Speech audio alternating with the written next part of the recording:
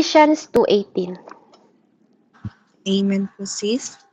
Sabi po dito sa Efeso 2 verse 18, dahil kay Kristo, tayong lahat ay nakakalapit sa Ama sa pamamagitan ng iisang Espiritu.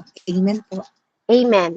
So, for through Him, amen? For through Him, we both have access by one Spirit, sabi po sa English, unto the Father. Yun po yung pinaka-main verse natin. Amen? So, if we have access, mga kapatid, kung meron na pala tayong access through Him, di ba po, na binigay sa'yo at sa akin ng Panginoon, bakit namumuhay pa rin tayo ng nasa labas? Amen? We live the outside presence ng Panginoon imbis na mabuhay tayo na nasa presensya ng Diyos.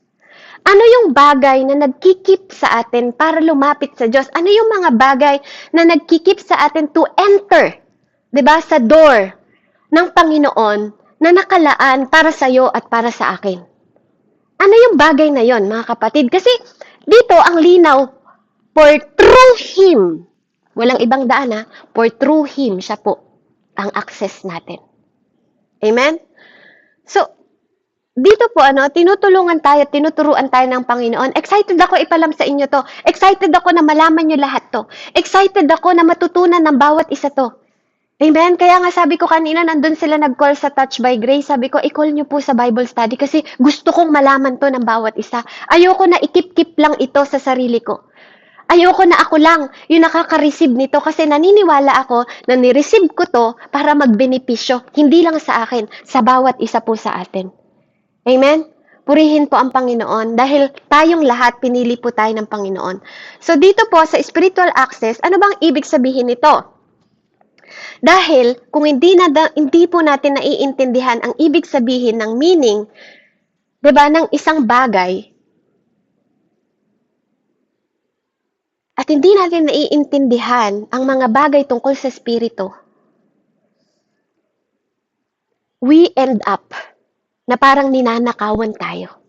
We end up, 'di ba, na yung grace na inordain sa atin, sa iyo at sa akin ng Panginoon, is pwedeng mawalan ng kabuluhan just because you don't understand. Dahil hindi mo naintindihan. Amen? So, ang issue po sa ating mga believers is not praying. Hindi po ang pagdadasal. Hindi yun ang issue sa ating mga believer. Ang issue daw po sa ating mga believer na pinapaunawa ng Panginoon sa atin, hear me by the Spirit of God. Our God is the Spirit. Our God is the Spirit, mga kapatid. Kaya wag nyo kong pakinggan na pinapakinggan nyo lang ako, na ang tingin nyo lang ako sa akin is si Sis Beb. Amen? Huwag niyo akong pakinggan na tinitingnan niyo ako as flesh. Kaya madalas po, nagpipreach ako, is naka-close cam ako kasi ayokong makita ninyo ako. O ayokong makita niyo na yung thought ko lang to, o yung mind ko lang to, o kung anong sinasabi ko sa inyo. My thought is not my thought. Kapag nagsasalita po ako sa harapan ninyo. And I want you to live like that. Na naririnig niyo ko through the Spirit of God, hindi sa sarili kong tinig lang. Amen? So dito pinapaunawa sa atin, it's not prayer. It's the lack of understanding. It's the lack of knowledge. Kakulangan ng kaalaman natin sa spiritual. Kakulangan ng kaalaman natin sa wisdom ng Lord. Amen? Yun ang problema nating mga mananampalataya. So dito sinasabi, napaka-clear ng sinasabi ng Bible na my people perish because of lack of wisdom or lack of knowledge. Amen? Hindi sinabi dito ng Panginoon na my people perish because of not praying. My people perish because of they don't obey me. Sinabi doon, sa word na yon is my people perish. My people hindi na to nasa labas. Ang pinag-uusapan natin dito, believers. My people, sabi ni God. Hindi ito yung unbelievers na nakikita mo sa kapitbahay mo, na hanggang ngayon hindi mo pa rin inaabot. It is the people of God. The people of God na sabi ni God, my people perish because of lack of knowledge. Sa kakulangan ng kaalaman, hindi sa kakulangan ng prayer. Hindi sa kakulangan ng pag-obey. Kasi when you have the wisdom and knowledge ng Lord, kasunod na lahat yun, obedient will follow because you have knowledge. When you have the knowledge and wisdom of God, yung prayer, follow lang yan. Believe me, mga kapatid. Because that is the work of the Holy Spirit. When you have the wisdom of God, yan ang magsasabi sa'yo, luhod. Amen? Not people around you. Nag-ooperate si Holy Spirit sa'yo because of your understanding. Hindi dahil sinabi ko na mag-pray ka. Hindi dahil sinabi ko na magbasa ka. It is the operation, that is the work of the Holy Spirit inside you and inside me. Amen? Kaya, ang lack of knowledge ng isang mananampalataya is in danger.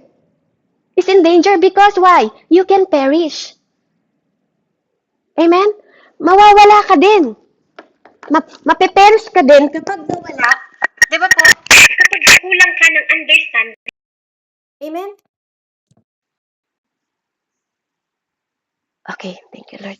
So, napakahalaga po, napakahalaga ng understanding. So, purihin po ang Panginoon. Hallelujah.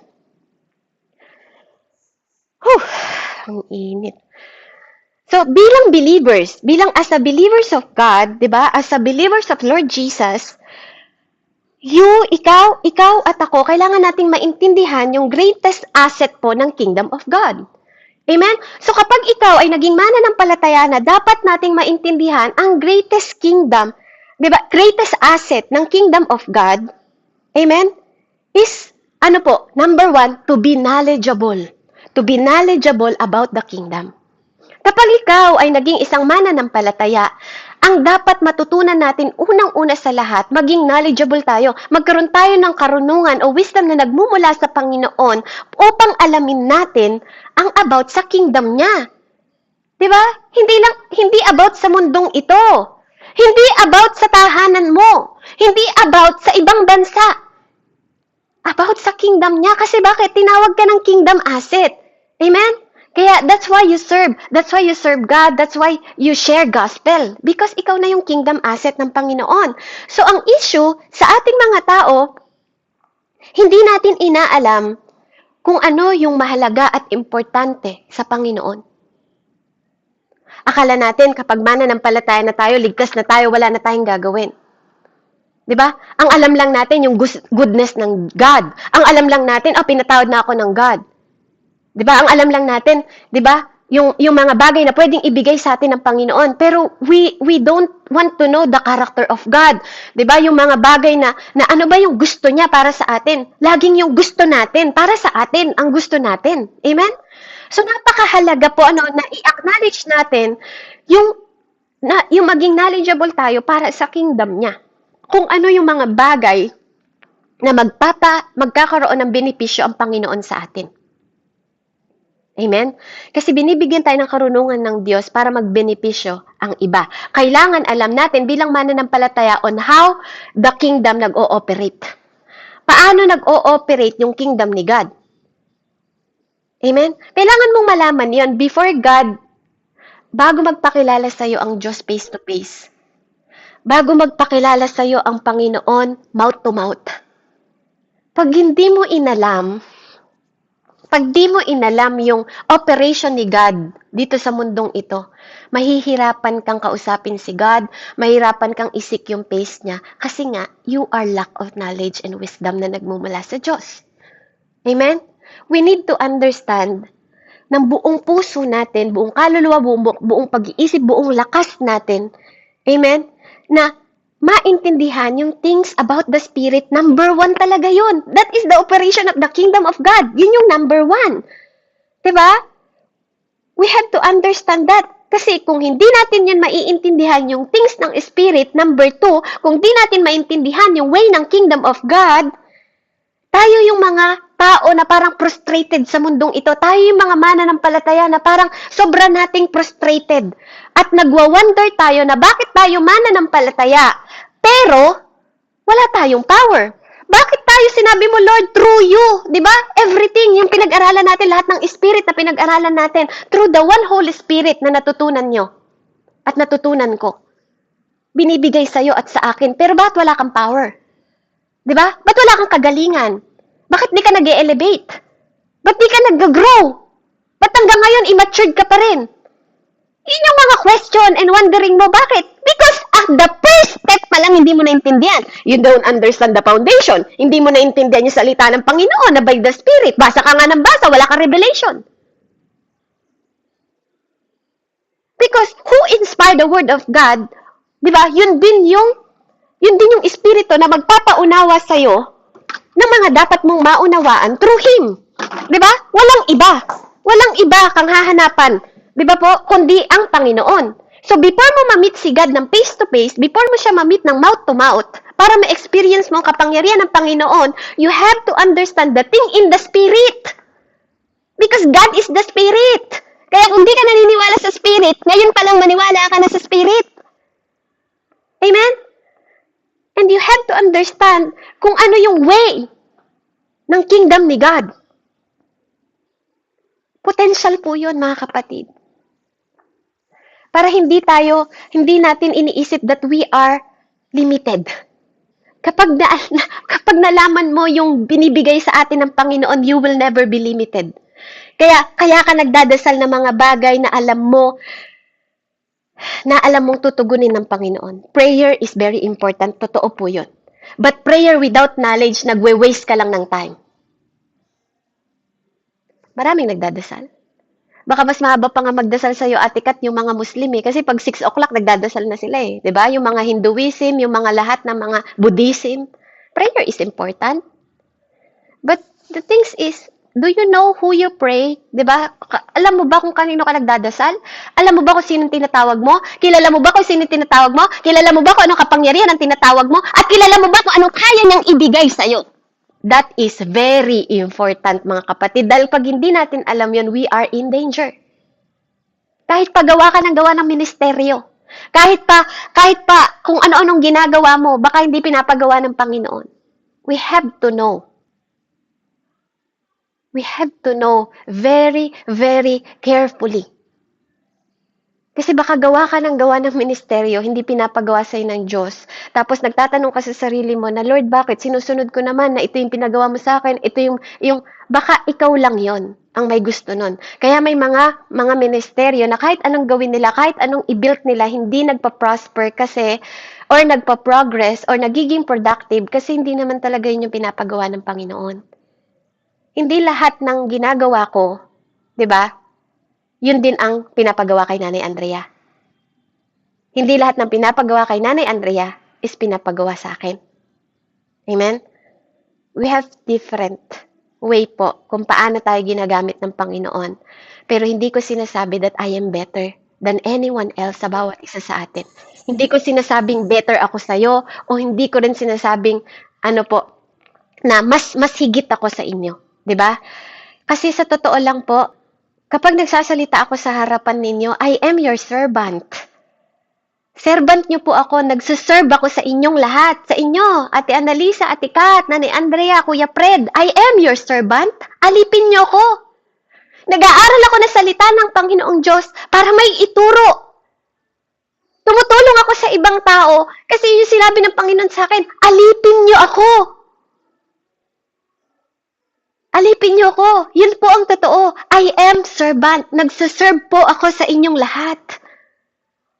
I'm not just sis Beb na nasa harapan niyo. I am the servant una ng Diyos. Pangalawa lang kayo. Na pag sinabi niyang bangon ng 3:00 ng madaling araw, bangon. Kasi una niya akong tinawag bago niyo ako tinawag.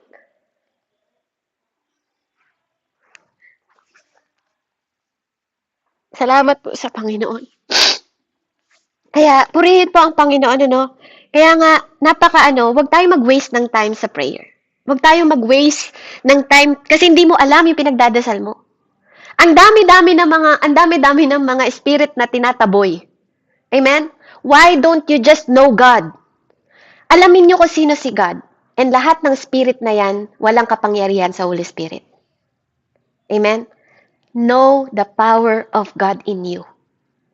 Huwag tayong mag-waste ng time through prayer sa mga samot-saring salita na hindi naman po galing sa Diyos. Amen? Kasi yung Samaritan po, pabasa nga po, Sabi nyo, 'di ba sabi ng ibang tao, "No, Beverly, no, sis Beb, lahat ng prayer naririnig, lahat ng prayer ay prayer." Hindi po totoo 'yon. Hindi po totoo 'yon. Lahat ng prayer ay prayer, hindi totoo 'yon. Kapag hindi mo alam yung pina-pray mo, kapag hindi mo alam, 'di ba, kung kanino ka nagpe-pray, so hindi lahat ng prayer is prayer. Amen? Totoong may mga taong nagwa-waste ng time dahil nagdadasal sila, hindi nila alam pinagdadasal nila. Amen? Ano po sabi sa Samaritan? John 4 po, 7 hanggang 26 po yata yung kwento po ng about Samaritan. Amen po. Amen. Hallelujah. John 4:7-26. May isang Samaritanang dumating upang umigib. Sinabi ni Jesus sa kanya, "Maaari bang makiinom? Maaari bang makiinom?" Wala noon ang kanyang mga alagad dahil sila'y bumibili ng pagkain sa bayan. Sinabi sa kanya ng babae, "Ikaw ay Hudyo at Samaritana naman ako. Bakit ka humihingi sa akin ng inumin?" Sinabi niya iyon sapagkat hindi nakikihalubilo ang mga Hudyo sa mga Samaritano. Sumagot si Jesus, "Kung alam mo lamang ang kaloob ng Diyos at kung sino itong humihingi sa iyo ng inumin, ikaw ang hihingi sa kanya at bibigyan kaniya ng tubig na nagbibigay buhay." Nagsalita ang babae, "Ginoo, malalim ang balong ito at wala ka namang pansalok. Saan ka kukuha ng tubig na nagbibigay buhay? Ang balong ito ay pamana pa sa amin ng aming ninunong si Jacob. Dito siya uminom, gayon din ang kanyang mga anak at mga hayop. Higit ka pa ba sa kanya?" Sumagot si Jesus, "Ang bawat uminom ng tubig na ito ay muling mauuhaw. Ngunit ang sino mang uminom ng tubig na ibibigay ko sa kanya ay hindi na muling mauuhaw kailanman. Ang tubig na ibibigay ko ay magiging batis sa loob niya at patuloy na bubukal at magbibigay sa kanya ng buhay na walang hanggan." Sinabi ng babae, "Ginoo, bigyan po ninyo ako ng tubig na iyan upang hindi na ako mauhaw, ni pumarito pa upang sumalok muli. Umuwi ka at isama mo rito ang iyong asawa." Wika ni Jesus. "Wala akong asawa," sagot ng babae. Sinabi ni Jesus, "Tama ang sinabi mong wala kang asawa, sapagkat 5 na ang iyong naging asawa, at ang kinakasama mo ngayon ay hindi mo asawa. Totoo nga ang sinabi mo." Sinabi ng babae, "Ginoo, palagay ko ay isa kang propeta. Dito sa bundok na ito, sumamba sa Diyos ang aming mga ninuno. Ngunit sinasabi ninyong mga Hudyo na sa Jerusalem lamang dapat sambahin ang Diyos." Sinabi naman ni Jesus, "Maniwala ka sa akin. Darating ang panahon na sasambahin ninyo ang Ama, hindi na sa bundok na ito o sa Jerusalem." Amen. Nawala po ba ako? Ayan. Amen. "Hindi ninyo kilala ang inyong sinasamba, ngunit kilala namin ang aming sinasamba sapagkat ang kaligtasan ay nagmumula sa mga Hudyo." 23.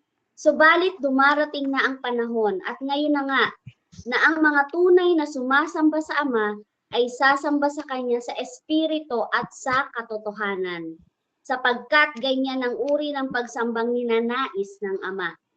Ang Diyos ay Espiritu at ang mga sumasamba sa Kanya ay dapat siyang sambahin sa Espiritu at sa katotohanan." Sinabi ng babae, "Nalalaman ko pong darating ang Mesiyas, ang tinatawag na Kristo. Pagdating niya, siya ang magpapahayag sa amin ng lahat ng bagay." 26. "Akong kausap mo ngayon ang iyong tinutukoy," sabi ni Jesus. Purihin po ang Diyos sa kanyang salita. Amen po. Amen. So malinaw po, ano? Malinaw na hindi lang po sa salita ko na hindi alam ng ibang tao ang sinasamba nila. Hindi nila alam kung paano sila nakikipag-usap sa Diyos. So malinaw po na not every prayer is prayer. Amen? Kailangan po nating maintindihan by the Spirit and in truth. Sabi po, ano? Katotohanan. Amen? Na merong specific 'Di ba? We need a specific place. We need a specific na kondisyon. 'Di ba? For us, para ma-encounter natin yung interaction ng Panginoon. Amen? So, malinaw po doon sa kwento, no? Na sabi ni Lord, sabi ni Jesus, sinabi niya doon na time will come, di ba? You will worship me in the spirit and in truth. Darating ang panahon, tayo na yun ngayon. Ito na po yung panahon natin. Si Jesus po, sinasabi niya sa atin yung spiritual access ngayon, mga kapatid. Amen? Kasi, yung spiritual access po, bago doon, di ba? Merong specific place to encounter God. Para magkaroon tayo ng spiritual access, hindi lang basta maging mananampalataya ka.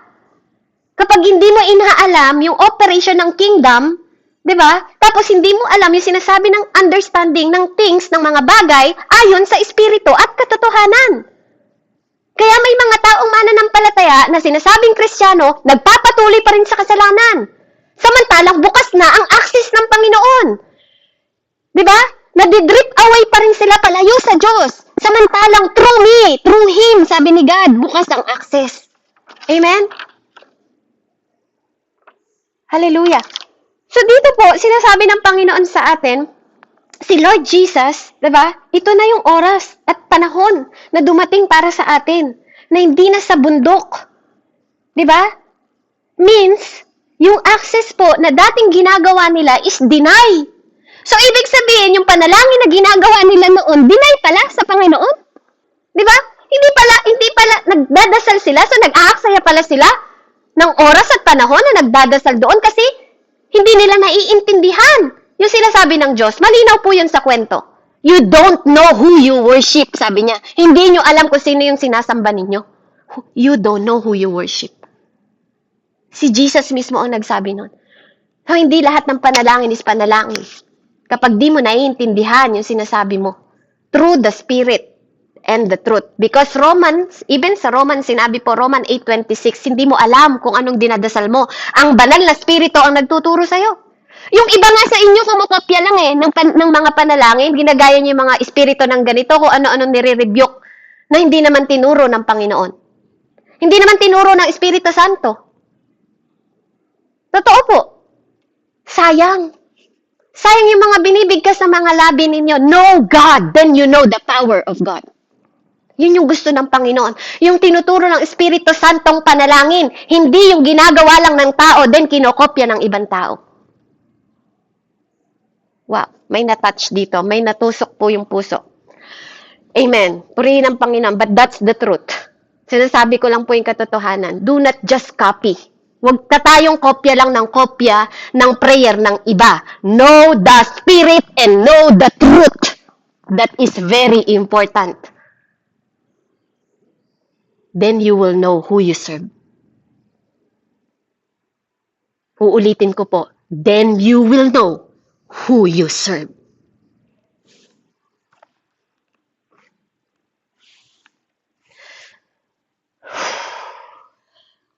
Amen. So, purihin po ang Panginoon. So, ito po yung bagong bridge na binibigay sa atin ng Panginoon. Bagong tulay na binibigay sa atin as born-again Christian. Amen? We have the portal of the Spirit. Meron po tayong hawak. Meron tayong kapangyarihan na binibigay ng Panginoon. We have the access. May access po tayo sa realm at dimension ng Diyos. Mga kapatid, we have to know this.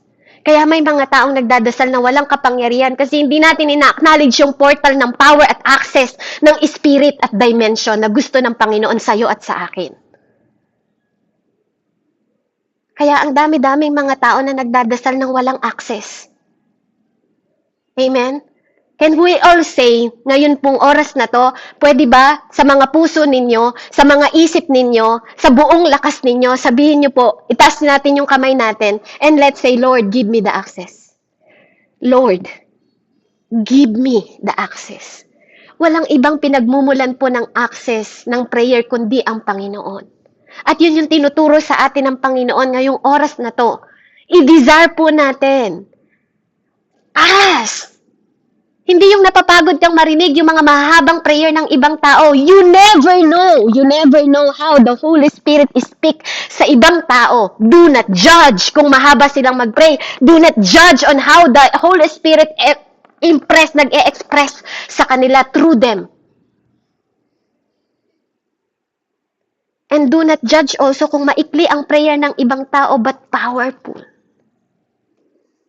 Because she or he know the access kung saan galing yung kapangyarihan na yun. Amen? Kaya napakahalaga po, we need to understand sa every ounce, kumbaga, every ounce ng battle, every sukat ng battle na to, kung paanong gusto ng Diyos, ipild ka ng ipild, depende sa vessel na sineserve mo, depende sa room na binibigay mo sa Diyos, kung paano kang i-filled ni Holy Spirit through you. Every ounce, every part ng buhay natin. Amen? Kaya nga si Jesus, nung nasa cross po siya, hallelujah. Ate Jane, tama ba? Ikaw ang Matthew 27:45 hanggang 51. Please, read.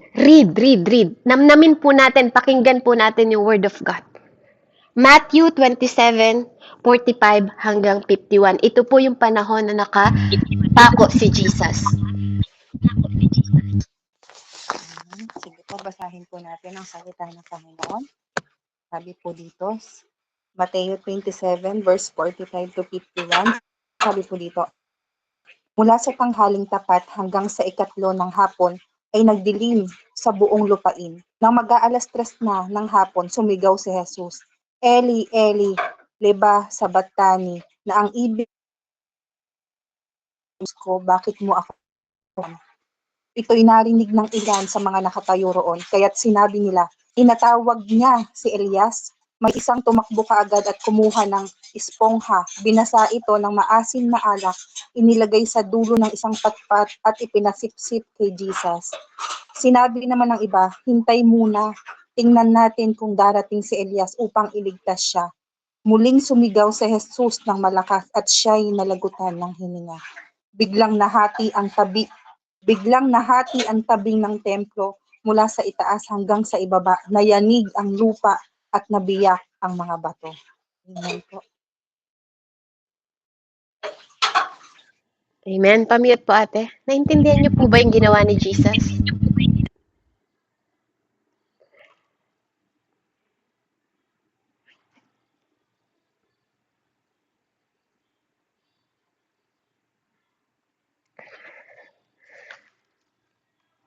Yung veil po na torn, yung veil. Nung namatay si Jesus, nagiba po nagiba yung kanilang yung veil, yung cover, yung pinaka-veil. Ang veil po yung kapag ikaw ay kinakasal, 'di ba? Yung parang kurtina na parang nakaano sa iyo, nakatabing sa iyo. Kapatid, pinunit niya. Pinunit ng Diyos. Ang anong ibig sabihin nun, Ate Kat? Binibigyan ka ng access. Binibigyan tayo ng spiritual access ng Diyos.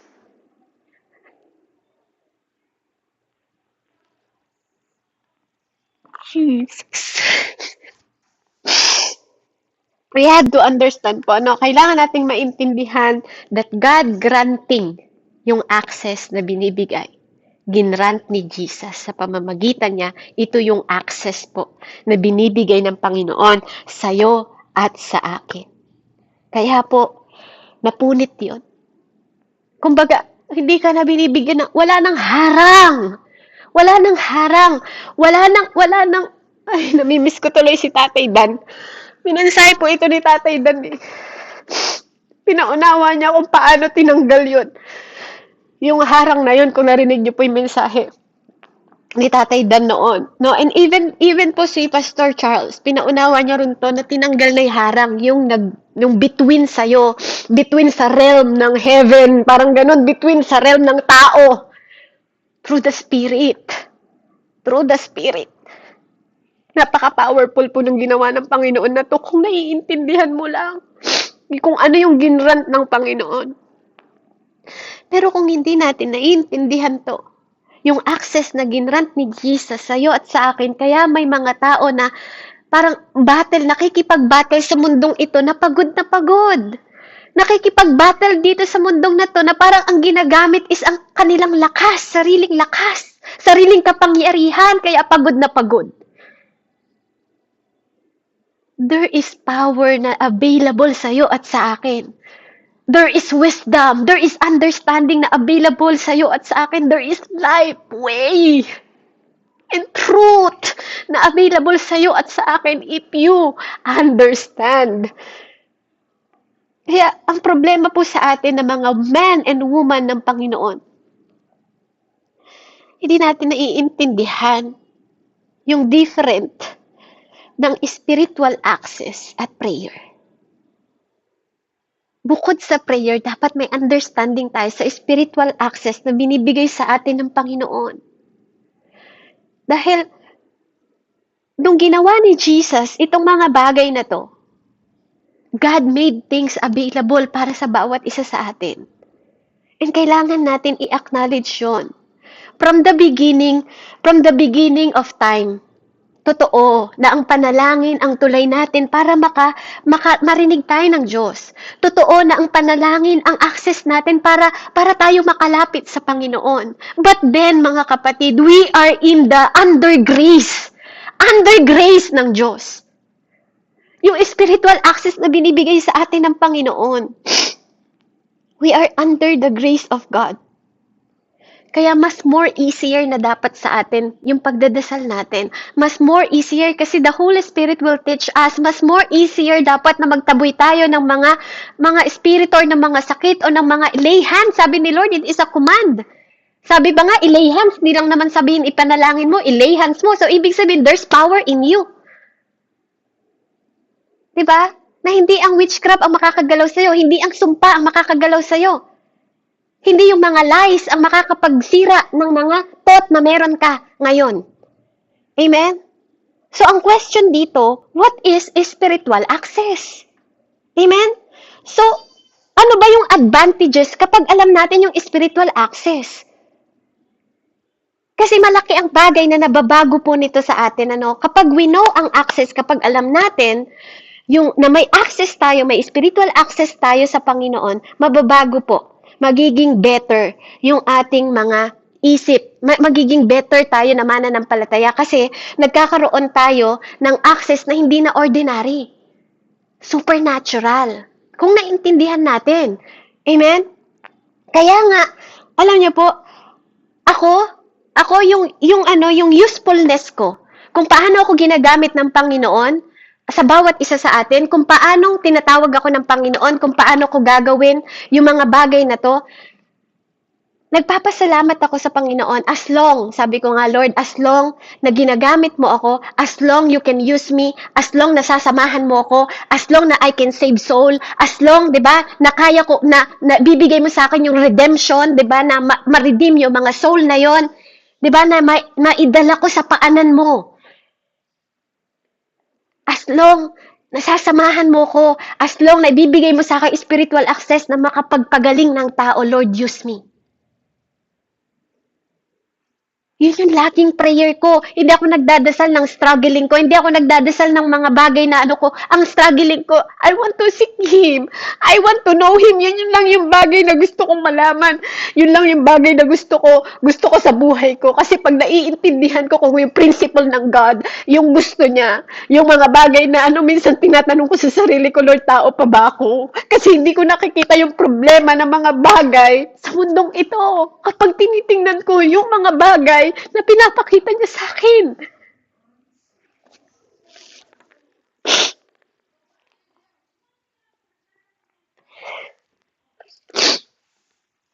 As long na magagamit mo ako ng Panginoon na magawa ko yung purpose ko, na maraming tao ang makakilala sa Kanya, kahit saan po ako patayuin ng Panginoon, tatayo ako. Kasi alam ko kasama ko ang Diyos. Kahit anong prayer, kahit po anong prayer ko, saan ako patatayuin ng Panginoon. Tatayo po ako dahil para sa akin, laging pribilehiyo na mapaglingkuran ko siya. Kahit anong oras babangon ako. Kahit anong oras po kung gisingin ng Diyos, babangon ako. Kahit anong oras niya ako paluhurin, luluhod ako. Kasi para sa akin, pribilehiyo na lagi ko siyang mapaglingkuran. Pribilehiyo na may magpanalangin na gumaling. Pribilehiyo para sa akin na makilala siya na bilang Panginoon, bilang tagapagpagaling. Pribilehiyo po para sa akin. Pribilehiyo na makatulong sa kapwa. Pribilehiyo sa akin na magpatuloy yung mga kapwa ko. Kasi alam ko na yun yung gusto ng Diyos. Alam ko, hindi ko tinitingnan kung gaano kasama yung lumalapit sa Diyos. Kasi kaya tayo lumalapit sa Diyos kasi basura tayo, kasi maruming basahan tayo. Kaya tayo nagpapaayos sa Diyos. Kaya napakahalaga po ng distinction ng spiritual access na kailangan malaman natin na nagwo-work sa Panginoon. Para sa'yo, na available para sa'yo at para sa akin. Kaya yung access po, hindi yun ginrant ng Diyos para maging useless. Hindi yun ginrant ng Diyos para wala yung maging benepisyo sa'yo at sa buong pamilya mo at sa ating lahat na mananampalataya. Kasi it is for the people of God. Kaya ginrant yun ng Panginoon. Kasi hindi naman lahat tinawag at pinili katulad mo at katulad ko, kaya mo to naririnig ngayon. Kasi yung access na yon, kung hindi yan ginrant ng Panginoon, amen, wala pong mangyayari sa'yo at mangyayari sa akin. 'Di ba? Kung hindi kay Jesus Christ, kung hindi sa lahat ng ginawa ni Jesus Christ, kung hindi niya tinor yung veil na yon, wala tayong tulay para sa Ama. Kaya nga siya ang way, siya ang truth, and siya ang life. Amen? No one. Sabi niya, no one. Walang ibang daan. Kaya niya ginawa yun lahat sa atin. At yun yung dapat na maintindihan natin, na dapat ma-realize natin at magkaroon tayo ng karunungan na ang access na yun ay importante. It's a protocol, principle. Bilang mananampalataya. Para hindi tayo maging mahina. Para hindi tayo lampa. Para hindi tayo walang alam o bobo sa spiritual realm o spiritual na access na binibigay ng Diyos sa atin. Yes, masakit pong pakinggan. Bobo. Pag English fool, don't be foolish. Huwag tayong maging hangal na mga mananampalataya na napeperish tayo because of lack of knowledge and understanding. Na nag-aaksaya tayo ng oras sa pagdadasal because hindi natin naintindihan yung dinadasal natin. We had to realize yung spiritual access na binibigay sa atin ng Panginoon. Because God is God of principle. Kaya mahalaga na maintindihan nyo yung tenor na bill na yon ni Jesus Christ. Because yun yung binibigay niya, ginagrant niya na access para sa'yo at para sa akin. Pag sinabing access, yun yung source. Pag sinabing access, yun yung power. Yun yung wisdom, lahat yun. Galing yun sa Kanya. That is the God itself. So we need to be matured. We need to pray. 'Di ba? Na yung different presence ng Panginoon, maranasan natin. 'Di ba? Yung different na kapangyarihan ng Diyos. Maging tao tayo na supernatural, hindi na lang natural o ordinaryong tao, extraordinary tayo. If you believe, kaya nga sabi ni Lord, kapag naniniwala ka sa prayer mo, tinanggap mo na. Because there is access. Pero kung nagda-doubt ka sa prayer mo, di ba? Pwede ba na nag-lay hands ako sa sinaniban, tas tatalon sa akin yung sanib sa kanya? Hindi po. Hindi ako natatakot mag-lay hands sa kahit anong bagay. Kasi I believe that the Holy Spirit lived on me is powerful. There's no manifestation na pwedeng mag-manifest sa akin if I know the spiritual access.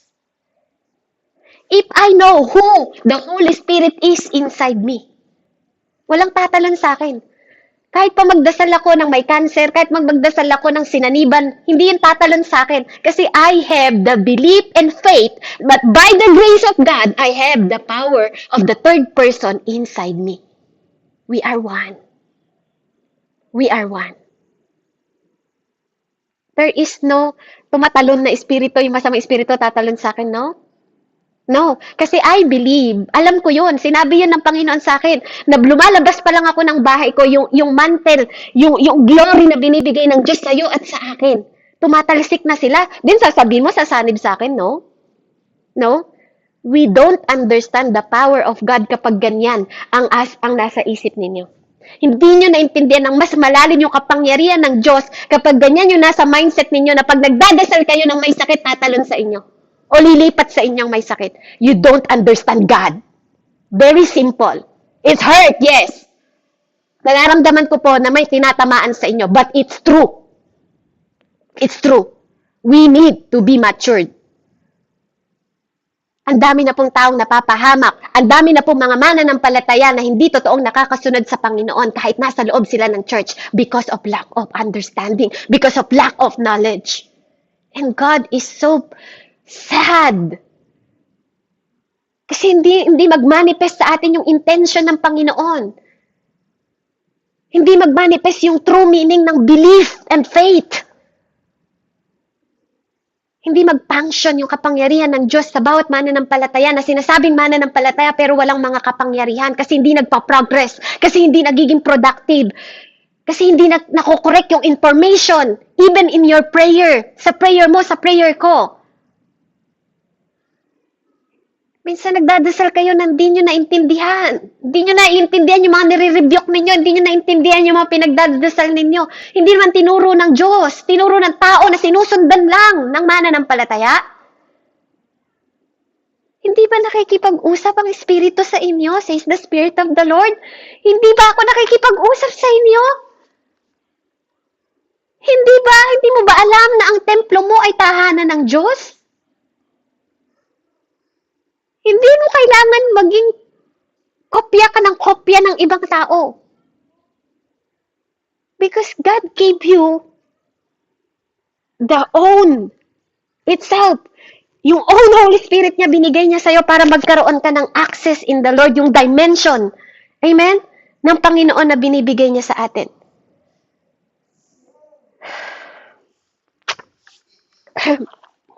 The Word of God is the Spirit. The Word of God, pag nagbabasa ka ng Word of God, hindi mo lang siya basta binabasa. Hindi mo lang siya basta ngayon, ito yung chapter na babasahin ko. Kailangan may revelation sa'yo yun. Kailangan may knowledge ka na hindi nagmumula sa tao, kundi yung spiritual na knowledge. Because your knowledge without spiritual knowledge means nothing. Means nothing. Amen? Ako po, hindi ako masyadong, to be honest, hindi po ako talagang nagbabasa ng Bible na talagang, alam niyo yung bawat araw na I meditate the Word of God. Hindi siya by chapter, but by the revelation of God. Yung divine revelation na nagmumula sa Diyos, yun yung pinagkukombine ko. But, na-absorb ko yung mga bagay na yun na kulang ang oras talaga, kulang ang panahon ko talaga na ma-absorb kahit sa isang verse lang. Katulad lang ng verse na to.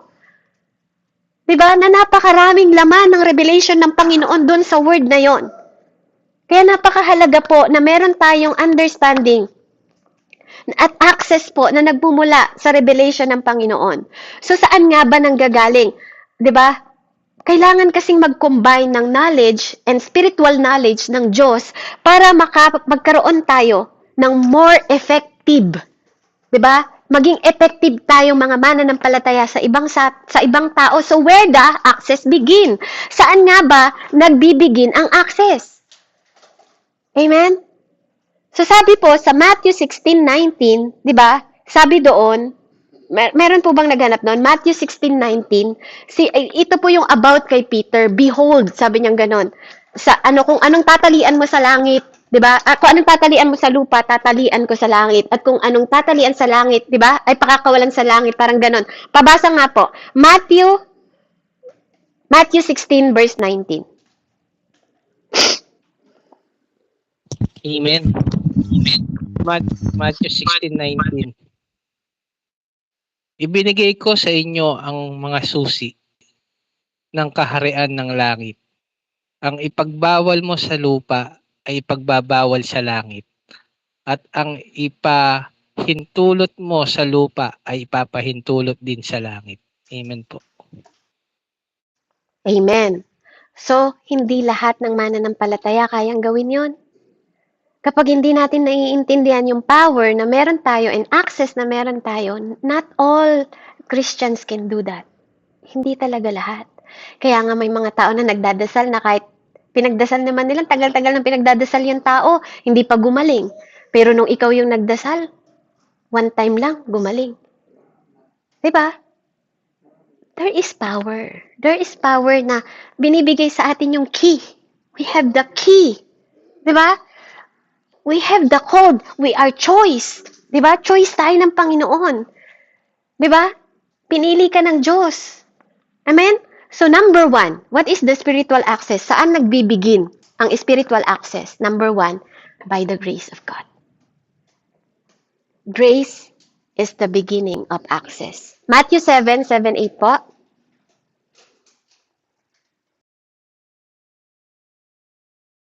Amen, amen. Praise God. Matthew 7. Huwag kayong humatol nang kayo'y di hatulan, sapagkat hahatulan kayo ng Diyos ayon sa paghatol ninyo sa iba. At susukatin kayo ayon sa panukat na ginagamit ninyo sa iba.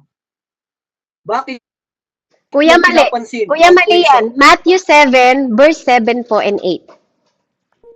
Matthew 7, verse 7 to 8. Opo. Okay yun. Matthew 7, verse 7 to 8. Humingi kayo at kayo'y bibigyan. Humanap kayo at kayo'y makakatagpo. Kumatok kayo at kayo'y pagbubuksan. Sapagkat ang bawat humihingi ay tatanggap. Ang bawat humahanap ay makakatagpo. At ang bawat kumakatok ay pagbubuksan. Salamat sa salita ng Diyos. Amen. So, dito po makikita natin, kapag maunawaan mo yung salita ng Panginoon, ibig sabihin, kapag kayang hanapin, mahanap. Amen? Kapag kayang makita, makikita. Even it is in spiritual realm. Kapag kayang katukin, pagbubuksan. That is prayer, mga kapatid. Kung alam natin hanapin, kung alam natin katukin, at alam nating makita. Amen? So, ito yung access na binibigay sa atin ng Panginoon. Napakasimple po. Pag naintindihan natin, unless we don't understand the grace of God. Kaya nga po, the grace of God, kailangan yon may understanding na meron yung revelation. You cannot knock the door unless you don't know what is in the other side. Bakit ka kakatok ng pintuan na hindi mo alam kung ano yung nasa kabila? Sino pong kumakatok dito ng pintuan na hindi nyo alam kung sino yung nakatira? Naintindihan nyo po yung prayer? Hindi ka kakatok sa Diyos kung hindi mo alam kung anong kaya niyang ibigay. Hindi ka kakatok. Amen? Because grace po, ang grace ng Diyos is what provide access. Kaya nga sinabi ng Lord, di ba, you are saved by the grace of God. Anong access? Grace lang. Di ba? Grace of God through faith, sabi niya. Di ba? Grace po is already brought sa atin ni God. Binrought niya sa atin, hindi dahil gusto mo, kaya nga tinawag itong grace. Hindi yun para sa'yo at para sa akin, pero ginusto niyang maibigay sa'yo. Hindi mo deserving. This is undeserving. Kaya nga may nagtatanong na, masama po ako, Ate Beb. Sis Beb, masama po ako. Paano ako susunod sa Panginoon? Ganito po yung buhay ko. That is grace. Pinili ka ng Diyos. Tinawag ka ng Panginoon. And yun ay sapat na para magkaroon ka ng access na to. Hindi dahil sa mga gawa mo, kaya ka naligtas. Hindi dahil sa mga ministry mo, kaya ka naligtas. Hindi dahil sa mga paghahayag mo ng salita, kaya ka naligtas. The access, one of the beginning of access is the grace of God. That's why, yun po yung, bakit tayo nakakapanalangin, bakit tayo nakakalapit sa Panginoon, binibigyan niya tayo. Actually, God fulfill everything. Kung nananalangin ka ng mga bagay na gusto mo pang maganap sa buhay mo, mga desire mo sa buhay mo, walang masama doon, mga kapatid. But you have to believe that God fulfilled everything na. It is given to you. Nag-aantay na lang siya sa realm. Nag-aantay lang siya na maunawaan mo 'Diba? Kasi si Christ Jesus po, nagpunta siya, nagpapako siya sa krus, namatay siya doon, na-rose again, 'di ba po? Para ma-receive mo at ma-receive ko yung new creation ng grace na binibigay niya sa bawat isa sa atin. Born again na katulad mo at katulad ko. Pero kapag nag-enter ka sa grace, dapat alam mo din na ang susunod ng grace na yon with faith, through the faith of God, is revelation. Divine revelation. Diba? Yung grace na yon, pwede kang bigyan ng divine revelation. So, grace po, it is given. Diba? Binigay ito sa iyo at sa akin. Kaya, ang access po na grace, binigay sa iyo at sa akin. Hindi natin kinreate ito. Hindi ko to kinreate. Hindi ko to sinasabi lang sa inyo. Si God ang nagbigay nun. Yung grace na yon galing sa Kanya. You just have to believe through faith. Na yung spiritual access na yon, hindi ko ginawa. Ginawa niya yun. And you have to believe that. At maniwala kayo't hindi lahat ng revelation binibigay sa lahat. Kasi kung binibigay sa lahat, for example, si Peter, bakit sa kanya lang pinaalam ng Panginoon na, Peter, anong sabi ng tao kung sino ako? Panginoon, sabi nila, ikaw daw si Elias. Diba? Tama po ba? Diba? Panginoon, ano po ang sabi niya doon? Pero ang sabi niya, you are the Messiah. Ni-reveal kay Peter yun. Hindi sa mga ibang alagad. Sabi ni Jesus, hindi flesh and blood, di ba? Ang nag-reveal sa iyo niyan, kundi ang aking Ama.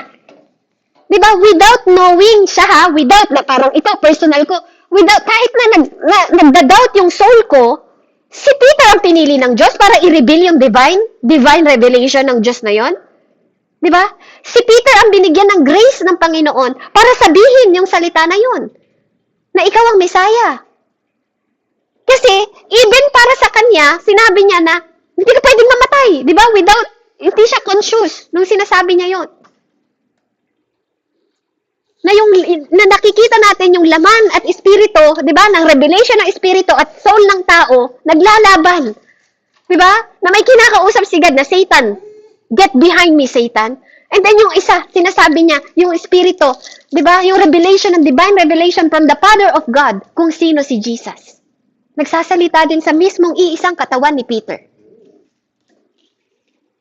Know the power of God, that even in you, ikaw at ako, pinili ka din ng Diyos para bigyan niya ng divine revelation na hindi binigay sa ibang tao because you are chosen. Amen?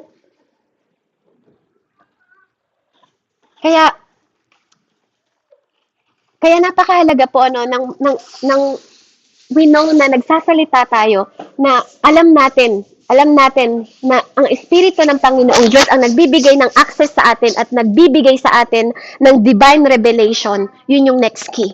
After ng grace ng Lord. Amen? After ng spiritual access by the Spirit of God, di ba? Binibigyan talaga tayo ng divine revelation. Believe it or not. Kahit hindi naniniwala ibang tao sa inyo, kahit hindi naniniwala pa yung mga ibang mananampalataya sa inyo, but God really give divine revelation sa lahat na makakaunawa. Kaya once you start the grace, kapag nag-start ka sa spiritual access mo sa pamamagitan ng grace, you will understand what God gave to people. Kapag naintindihan nyo ang meaning ng understanding ng grace, alam mo kung paano mahalin ang ibang tao. Alam mo kung paano tanggapin ang ibang tao. Alam mo kung paano tulungan ng tao. Alam mo kung paano abutin ang ibang tao because of the grace. Na humahakbang ka kahit alam mo na wala kang nakikita para sa bukas because of true faith and grace ng Diyos na binibigay sa iyo at sa akin. Amen? That is the grace na po na binibigay specifically sa bawat isa sa atin, sa lahat ng pinili ng Panginoong Diyos. At kailangan po nating ma-recognize yun. It's all the access because of Jesus Christ. Hindi dahil sinasabi lang ng bibig ko, because of the understanding through the Spirit of God na sinasabi sa iyo to at sa akin that we have spiritual access na nagmumula sa Kanya. At siya ang nag-torn ng veil na yon para maabot natin yung access na yon. We just need to understand. Amen? Kaya lang minsan, kasi iniisip natin, kaya hindi tayo nagbe-benepisyo sa mga bagay na yun kasi hindi natin naintindihan, hindi natin naunawaan. Amen? Kasi kung alam nating katukin at nare-recognize natin yung dapat nating makita at marinig at maunawaan, amen? Magpapakita sa iyo si God. Kasi gusto mo siya isik eh. When you seek, you will see. 'Di ba? When you knock, 'di ba po? God will open for you. Pero kung ayaw mong kilalanin at ayaw mong hanapin siya, kaya ka hindi nagbe-benepisyo sa Panginoon kasi hindi mo siya kinikilala. Hindi mo siya kinikilala, hindi mo siya inaalam. Kaya ang daming bagay na hindi ka magbenepisyo. Kasi nga, lack of understanding tungkol sa Kanya. Hindi ka pumapasok sa church para tanggapin si pastor. Hindi ka pumapasok sa church para tanggapin si ate o si kuya sa loob ng church. Pumasok ka sa church to receive God. To know God. Amen po ba? Hindi ka pumasok sa church para lang igalang yung mga tao na yon. Pumasok ka sa church para matutunan mo kung paano igalang yung Diyos na yon. Minsan mas ginagalang pa natin yung mga tao sa harapan natin kaysa sa Diyos na dapat una nating pinaprioriting igalang at bigyan ng honor. Amen? Kaya nga nasabi ng Panginoon, if you receive the prophet, you will receive the prophet reward. If you receive the pastor, you will receive the pastor reward. Amen? Pero bago mangyari ang lahat ng yon, we have to realize, amen, na kailangan natin tanggapin si Jesus Christ. Di ba po? I-receive muna natin yung Spirit of God. I-receive muna natin yung grace ng Panginoon. Then we will learn how to receive those people. Kasi hindi naman natin makikilala si pastor, hindi naman natin makikilala si prophet, si evangelist, di ba po, si reverend, o sino pa mang tao kung hindi mag-a-approach sa atin. Amen? And hindi magbibigay ng revelation sa atin to who we honor. Amen? Kaya nga, whoever you receive, di ba? Sa binigay ng Lord na inassign para sa iyo at para sa akin, kung nire-receive mo at nire-respeto mo yung leader mo, yung pastor mo, yung reverend mo, yung mga prophet, yung mga evangelist, kung nire-receive mo yan at marunong ka magbigay ng honor sa kanila, you will profit. Marireceive mo din yung grace na binibigay na nagmula sa Diyos sa kanila. Yung grace ng access na meron sila will fall to you. That is the word of God. Pero ang issue kasi sa ating mga mananampalataya, amen, hindi po natin ina-acknowledge. Amen? 1 Timothy po, 4, 1 and 6. Pabasa nga po, Ate Med.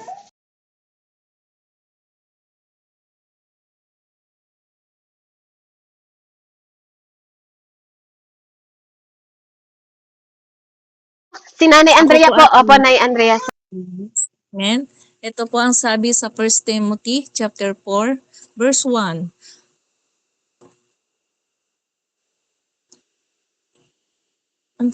Wait lang po ha. Maliwanag ang sinabi ng Espiritu. Sa huling panahon, iiwan ng ilan ang pananampalataya, susundin nila ang magdarayang espiritu at ang mga aral ng dyablo. Verse 2, dahil sa panlilinlang ng mga sinungaling na ang mga budhi may tatak ng pagiging alipin ni Satanas. Verse 3, ipagbabawal nila ang pag-aasawa at ang ilang uri ng pagkain, mga pagkaing nilikha ng Diyos para kaining may pasasalamat ng mga sumasampalataya at lubos na nakauunawa ng katotohanan. Verse 4, ang lahat ng nilikha ng Diyos ay mabuti at walang dapat ipalagay na masama. Lahat ay dapat tanggapin may pasasalamat. Verse 5, sapagkat nililinis ito ng salita ng Diyos at ng panalangin. Sabi po doon sa mabuting lingkod ni Kristo Jesus, verse 6, ikaw ay magiging mabuting lingkod ni Kristo Jesus kung ituturo mo sa mga kapatid ang mga tagubiling ito. At habang itinuturo mo ito, dinudulutan mo Dinudulutan mo rin ang iyong sarili ng pagkaing espiritual at ng tunay na aral na sinusunod mo. Purihin ang salita ng Diyos. Amen. So bago magbenepisyo yung iba, tayo po. At darating ang huling araw, mga kapatid. Kailangan nating maintindihan. Hindi tayong tao ang nagpo-protect sa church. Napaka-foolish po ng mga mindset. Kung ang iniisip natin, tayong mga tao ang nagpo-protekta sa church. Sinong mas makapangyarihan na magprotekta sa church? Amen? Huwag po tayong maging foolish. Kailangan nating maging maintindihan kung paano, gaano at kalakas ang kapangyarihan ng proteksyon ng Diyos sa iyo at sa akin.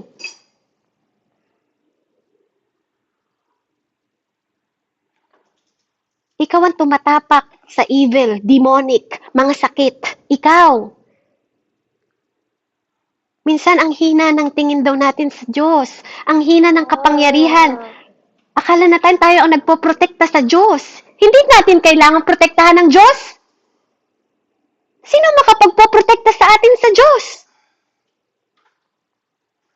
Tayo ang pinoprotektahan ng Diyos.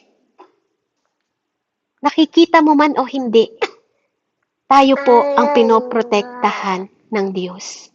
Hindi rin tayo o ako ang nagsusustain sa ministeryong ito. O ang mga pastor ninyo, o ang mga tao na nakatayo sa church ninyo, ang nagsusustain sa church nila.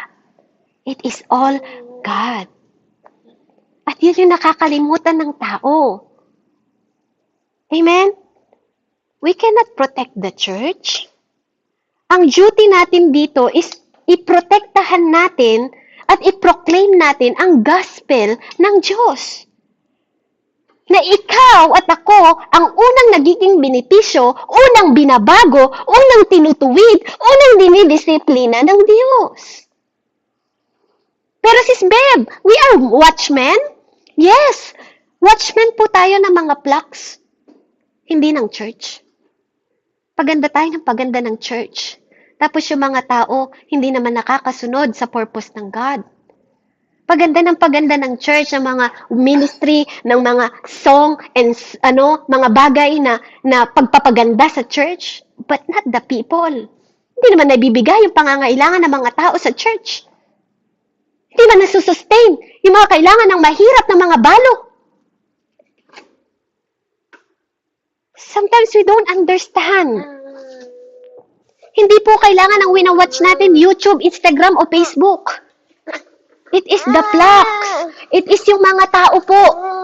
Amen? Na pinagkatiwala sa atin ng Panginoon Diyos dahil darating ang panahon, there is wrong doctrine. Kapatid, ang pagiging Kristiyano po, hindi lang po ito basta relihiyon. It is belief na pinaglalaban natin hanggang kamatayan, hanggang eternal. It is faith. Kaya nga sabi doon, many will depart from the faith. Na kahit mananampalataya na, mawawala pa sa pananampalataya. Yun yung dapat nating bantayan bilang mga mananampalataya ngayon. Hindi lang tayo basta nag-e-enter sa doktrina ng Christian. At may darating na mga espiritu na maglalay sa binasa ni Nanay Andrea. Kaya nga tayo nagtuturo ng katotohanan through the divine revelation ng Espiritu Santo upang hindi tayo matangay na parang bata na walang alam. Kasi dapat tayo ang first beneficiary ng access na binibigay ng Diyos sa atin. Hindi ibang tao. Dadaloy lang yon. Pero tayo ang unang pinapaunawaan dito kung bakit tinor ni God yun, kung bakit siya namatay, nilibing. Amen? We are. Dapat tayo. Kaya, madalas po ito yung mga seducing spirit na nasa loob daw po ng church. Nasa loob ng church. Amen? Yung mga tao na nasisidus po. Kahit na mananampalataya na sila. Sidus is yung, ang sidus spirit, ito po yung hindi na pagmamahal sa Diyos ang nararamdaman mo, glory na para sa iyo sa sarili mo. Ito yung mga lie spirit. Ito yung dapat pinagpe-pray natin kung hindi kung ano-anong spirit. Kasi dapat nating makilala yung totoong Diyos. Dapat nating makilala kung yung kapangyarihan niya. When you have the power of the Holy Spirit, di ba? Magbebenepisyo ka ng lahat ng protection na to. Divine, kapatid.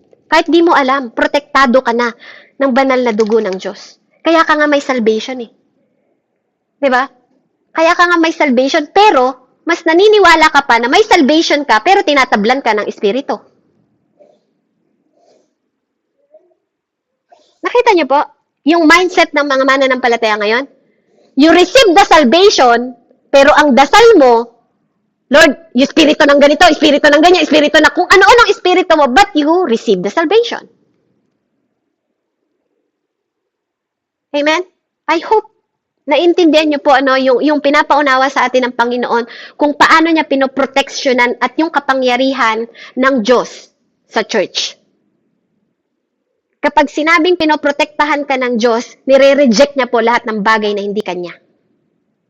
Whether nakikita mo at hindi. Iniingatan niya yung mga mahal mo, whether nakikita mo at hindi. Kasi part yon ng benepisyo natin. Part yon ng benepisyo natin. Amen? Kahit nga mapul ka pa 7 times iaahon ka ng Lord Kasi part yon ng pagiging ama niya sa'yo at sa akin. Kaya number 2 po, ang access ng spiritual access po is absence of honor. Kaya ako po pinakita sa inyo kanina yung mga, kung ikaw ay tumatanggap sa prophet, tinatanggap mo ang pastor, amen, marireceive mo kung ano yung grace na meron sila, kung ano yung grace na may access sila. Absence, every rejection po ng honoring is rejection ng spiritual access. Kapag nire-reject mo ang sinasabi sa'yo ng mga leader mo, pag nire-reject mo yung mga nilagay ng Diyos na man of woman of God na nasa tungkulin na mag-grace ang Panginoon sa kanila. At ang problema sa ating mananampalataya, sometimes, amen, hindi tayo marunong mag-honor ng mga elder. Hindi tayo marunong mag-honor ng mga taong binigay sa atin ng Diyos. Binabastos natin sila in every simple way na hindi natin nalalaman.